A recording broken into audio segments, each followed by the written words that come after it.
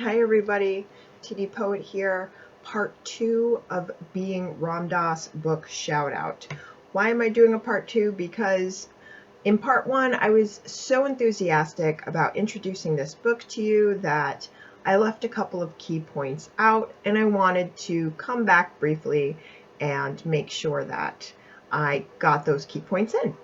So the first thing I want to tell you is that with this book, there are beautiful pictures, and they cover, they're like congruent with the decades. So as the book progresses through his life, pictures relevant to the stories of those times are included.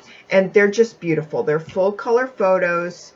There's photos of, I don't know if you can see this, you know, his friends, his travels, Maharaji, pictures of him with Allen Ginsberg and Tim Leary, and I just love, some of it is black and white. These are old photos, guys. You gotta remember, this is 60s, 70s, some of it is from the 50s. There's pictures of his parents, there's pictures of his brother,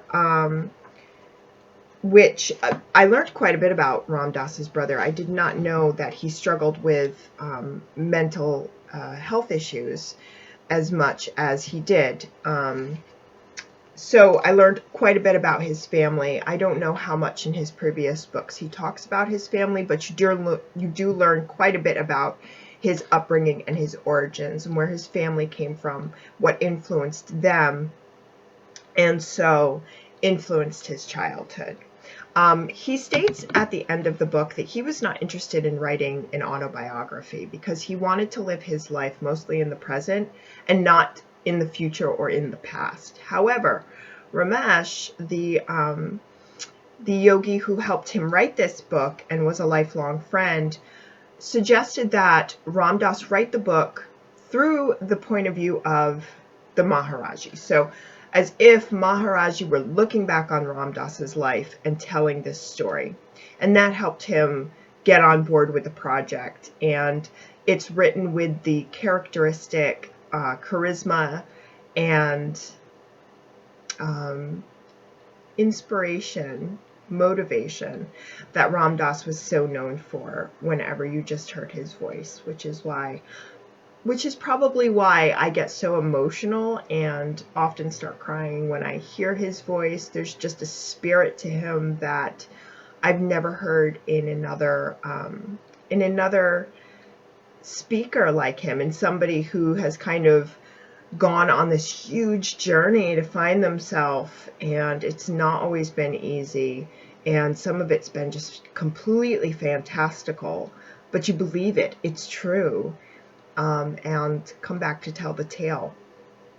So I think that that's it. It was just a couple of things I wanted to add just so that you guys know how much you're getting with this book. It is a tome, let me tell you, but it's a fun read. And even though it's a really long book, I think it's like, oh my goodness, it's about 400 pages. But you'll love it. I loved it. And that's my Being Ram Dass Part 2 book review, book shout out, www.CycADA.squarespace.com/tdpoet.